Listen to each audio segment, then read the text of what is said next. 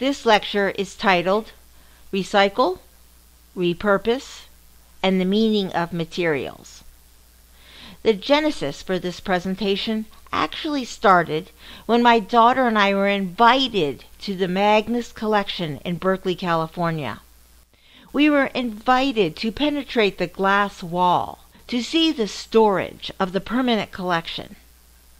This is where Julie Franklin, Daniel Vera, and curator Dr. Francesco Spagnolo opened my eyes and opened his doors and drawers so that Aaron and I could glimpse the depths of the museum's storage for their permanent collection. To this day, I marvel that Francesco knew to open the drawer containing these tin tzedakah boxes. You'll see later why I was so excited to see these tin charity boxes. Some of the objects of the Magnes collection are stored on open shelves so that the objects are more visible and easily examined more closely by picking up the custom-made box without touching the actual object. That day I first saw one of the menorahs that is featured in this presentation. Going back to the shelves, look at the top left corner. Tucked into the corner is the tin and glass menorah from Morocco that I'll mention today. Each object in the collection has a number that corresponds to the collection online. This is in case you want to look for more information about the object or do research into the objects in the Magnes collection. This lecture will focus on 4 menorahs from the Magnes collection. I'd like to share observations about these menorahs based on my 40 years of metalworking experience and evaluating materials with my critical eye. My goal is to share insight that we can all use if we look at work in an exhibition or as an artist developing their own work. Let's go back to the title of this lecture: Recycle, Repurpose, and the Meaning of Materials. I had been fascinated by the meaning of materials.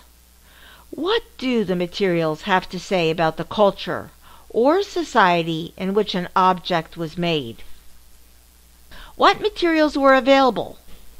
Why did the maker choose these materials? In my own artwork and Judaica, I have used post-consumer recycled tin cans like these olive oil tins, mango juice cans, a McCain's oatmeal tin, or these small tins for the chocolate traveler. These are all tins that you'll find in the grocery store. I have thousands of tins in my studio. These are just a few of the blue tins, some of which I've used for my Judaica. Or, here's another example, a Trivial Pursuit game tin that was used for a Seder plate. These AOL tins are a great example of the meaning of materials. These AOL tins represent one of the all-time examples of excess merchandising and waste in the 20th century. Millions of these tins were sent to households to saturate and capture a new market for Internet customers.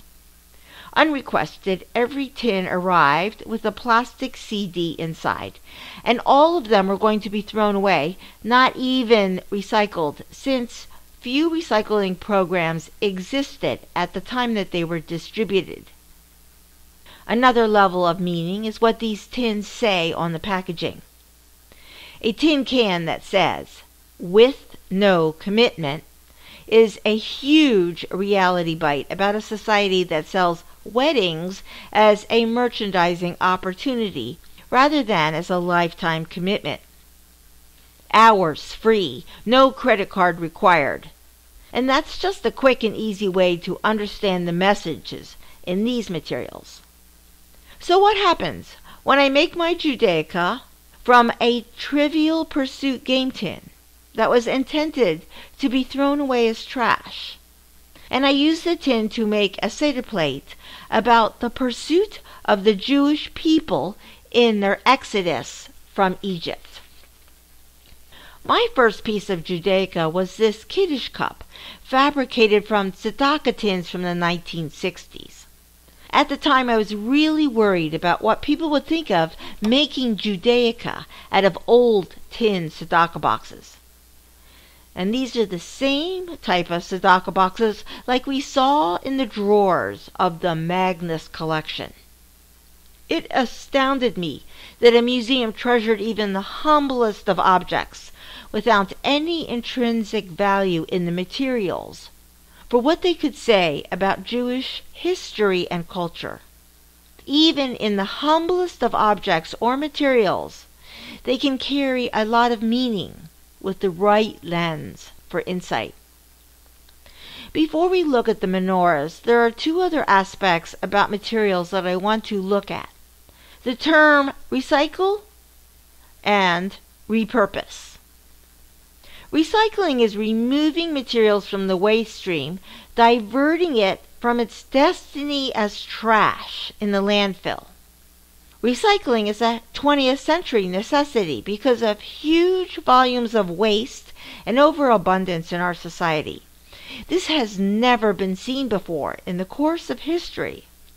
Recycling is defined by the intent and different than the term repurposed. Repurposing is the reuse of materials, or the materials serve a new purpose than originally intended. Repurposing has its roots far deeper in the past. Historically, repurposing was often by necessity when materials were difficult to obtain. Repurposing can reveal something about the craftsperson or the society. So let's look at a number of menorahs that are in the permanent collection of the Magnes collection in Berkeley. Repurposing is the foundation for this brass menorah, as the back was made from a chased and repoussé tray. The tray was chased and repoussé. The terms chasing and repoussé are often used together, but they are different techniques. Repoussé means to hammer on the back of the metal to create a low relief. In this image from a video by David Bagazi, he is using tools and a hammer to push forms into the back of the metal. And if you're interested, you can watch the video on his website. The next image is chasing. The shiny area is where David Bagazi has just hammered the front, developing the details. The maker would normally alternate working on both the front and the back. Repoussé the back, chase the front, back and forth. Chasing and repoussé can make very thin areas in the metal and stress the metal, making it prone to cracking. So, how did a chased and repoussé tray get repurposed into a menorah, and what is the meaning of materials? What is rather appalling to me is that the edges of this round or oval tray were rather crudely rolled over, and the bottom looks like it's cut off. The description of this tray actually says 1601 to 1700. I have no way to verify this piece of information, but the images on the tray have nothing to do with the Hanukkah narrative. The meaning of the original tray is lost in the repurpose. The tray, with all its skill of chasing and repoussé, was just turned into the back plate of a menorah. There are other issues about the repurposing of the tray. The hanger at the top is attached with obvious screws, and so are the cast oil wells at the bottom of the Hanukkah lights. There's no attempt to hide the screws. My summary is that this finely crafted brass tray is rather crudely repurposed into a menorah by a person with limited metalworking skills, but nevertheless, they created an object of perceived repurposed value to the maker. Let's move on to the steel menorah by Al Farrow. This is an excellent example of repurposed materials. The repurposed materials add significant meaning to the object. In this menorah by Alfaro, the menorah arms are made from bent or curved machine gun barrels. And I hope you'll take time to look at the menorahs on his website that are all made by Alfaro within the 20th and 21st century. The materials for all his Hanukkah menorahs are guns and bullets. And in this example, guns are turned upside down so they support the main stem of the Hanukkah menorah. Bullets decorate the edge around the base. The repurposed materials contribute meaning to the finished work, since all Hanukkah menorahs commemorate the rededication of the Holy Temple after the victorious battle by the Maccabees over the Syrian Greeks in ancient times. And there's a lot more to the Hanukkah story, but what is significant is that these modern weapons are repurposed as the raw materials, symbolic of an ancient battle for religious freedom. Before we conclude this lecture, I want to take a brief look at two more Hanukkah lamps. This is described as a crimped sheet metal with pressed repoussé decoration. The term repoussé is used incorrectly. Repoussé was shown in our earlier example as a hand skill with hammer and tools, while this Hanukkah lamp looks to me like it's stamped by some kind of large press.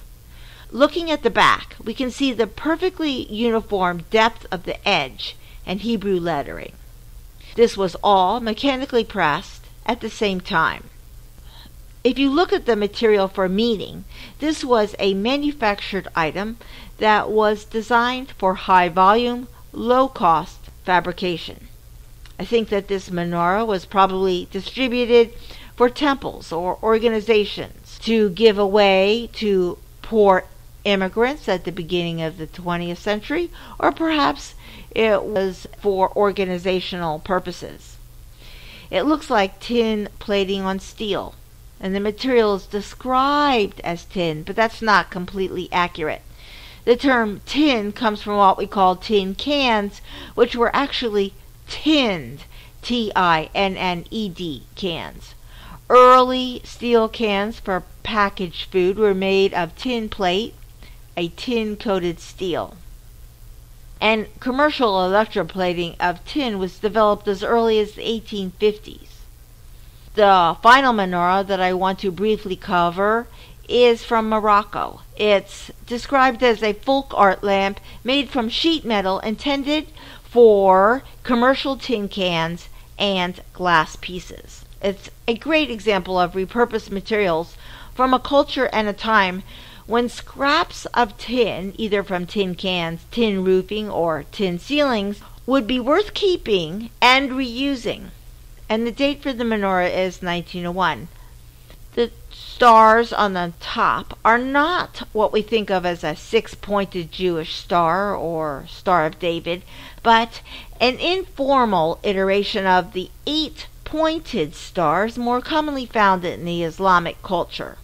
The two upper tiles are examples of tiles, and the lower version is a star found on a tin can of crackers from Malaysia. And notice how it says Islamic Development Department of Malaysia. Other questions arise about the materials. What do you think about the broken hoop at the top? It raises the question of restoration. And do you think that the broken hoop at the top should be repaired? And before we leave this menorah, I'd like to discuss the meaning of the materials. The use of the repurposed tin cans from an economically developing culture like Morocco. The use of tin cans and scraps of glass in the folk art menorah was a decision of necessity. They reflected the necessity to reuse scraps of material in a society that's relatively poor and had few choices of materials. Contrast the menorah from Morocco with my menorah on the right. Both are made from so-called tin cans, but I would argue that the meaning of the materials is not the same. The Morocco tin Hanukkah lamp reflects the necessity to reuse scraps of material in a society that's relatively poor with few choices of material. But in our consumer surplus, we have too much material. I can go anywhere and buy any materials I want, precious or non-precious. I choose to make my Judaica from materials taken out of the waste stream of our society as a commentary. The materials add meaning and send a message. In a society of overabundance, I am trying to avoid adding to the waste stream of our society. Another meaning in the materials is that Judaica can be precious without using the most expensive materials available. The meaning of the materials can come from a deliberate decision and the reasons behind the choice, such as recycled or repurpose. I hope that this lecture can give new ways to think about looking at the meaning of materials.